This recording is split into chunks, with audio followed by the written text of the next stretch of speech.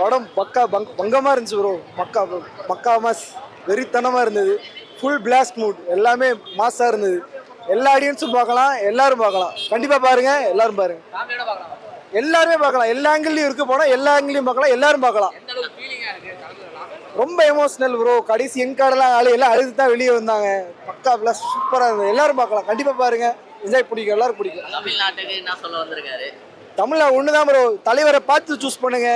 யாரு உங்க ஜாதி தலைவர், யாரு உங்க மத தலைவர் பார்க்காம மக்களுக்கான தலைவரை பார்த்து சூஸ் பண்ணுங்கன்னு சொல்லியிருக்காங்க. பக்கா பிளஸ் சூப்பராக இருந்தது.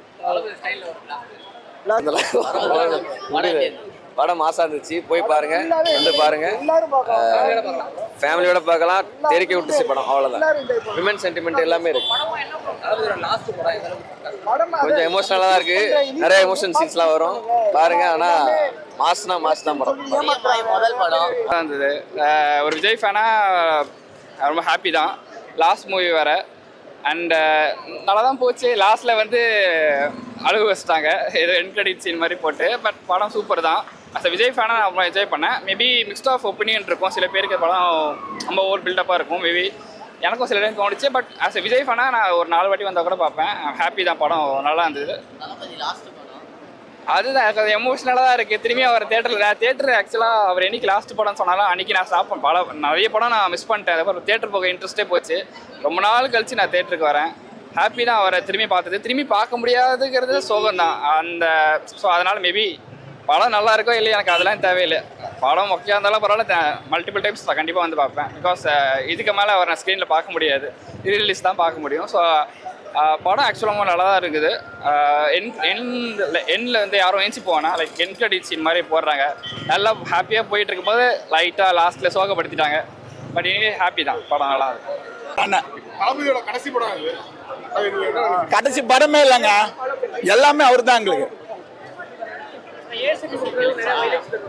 எதுவுமே கிடையாதுங்க. குட்டீஸுக்கு எங்க பசங்களை கூப்பிட்டு வர ரொம்ப ஃபீல் பண்றேன். அவங்க எல்லாம் வந்து ரொம்ப என்ஜாய் பண்ணிருப்பாங்க. கண்டிப்பா ஃபேமிலியோட பார்க்க வேண்டிய நல்ல மூவி இது. அண்ணன் தெரிக்க விட்டார் பிளாஸ்ட். நிரந்தர முதலமைச்சர் அண்ணன் விஜய் மட்டும்தான். நடந்தாலும் யாரா இருந்தாலும் தட்டி கேட்கணும் அன்ற மெசேஜ் நான் நல்லா சொல்லியிருக்காங்க. எலெக்ஷனுக்கு முன்னாடி வந்திருந்ததுன்னா சூப்பரா இருந்திருக்கும். பட் எலெக்ஷனுக்கு அப்புறம் வந்தது கொஞ்சம் வருத்தம் தான். பட் நெவர்லெஸ் தளபதி படம்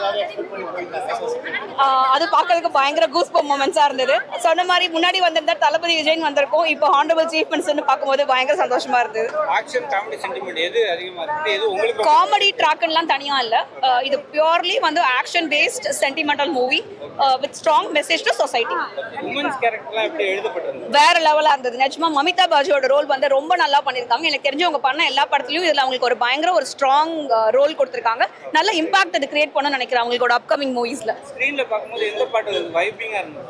எல்லா சாங்குமே வைபா தான் இருந்தது. ராவண மாவண்டா, அதுக்கப்புறம் வந்து பிளாஸ்ட், தளபதி கச்சேரி சாங் எல்லாமே வந்து சூப்பரா இருந்தது.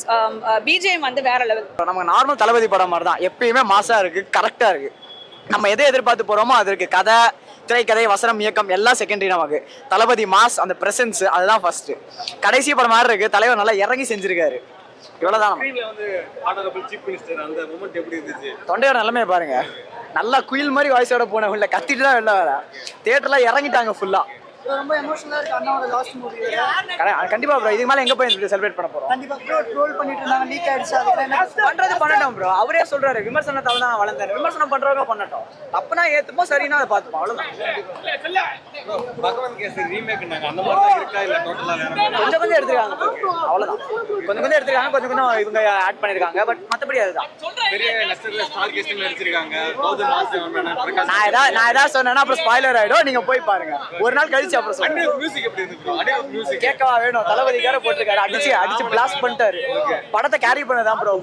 நமக்கு ஜெயிலர்ல எப்படி அந்த ஹுக்கம் பிஜிஎமோ அது மாதிரி இங்க இது கேரி பண்ணிடுச்சு ஃபுல்லாவே. லாஸ்ட் டைம் சொல்லிருக்காரு, அதுக்கு என்ன நீங்க சொல்றீங்க? லாஸ்ட் டைம் அவர் முடிச்சுட்டு அவர் அடுத்த பாதையை நோக்கி போயிட்டாரு. இதுமாதிரி நம்ம என்ன சொல்றது, ஏத்துக்கு நம்மளும் போக வேண்டியதுதான். எங்க படம் சப்போர்ட் பண்ணுவீங்க அண்ணனுக்கு? நல்லது செஞ்சா சப்போர்ட் பண்றது தப்பே இல்லையே. தமிழ் சினிமால படம் எட்டுமா? அது தெரியாது ப்ரோ. நமக்கு அது 8 எட்டாதான் தெரியாது. நம்ம எத்தனை வாட்டி பாக்குறோமோ அந்த கணக்கு தான். நமக்கு ஆசை தீர பாக்குறோமா, அவ்வளவுதான். அது 8 நல்லது, 8 நல்லது. நமக்கு நம்ம திரும்ப போட்டு ஓட்டிட்டு பார்த்துப்போம், என்ன தப்பு? அழுத்துட்டேன் உண்மையிலே அழுதுட்டேன். நீங்க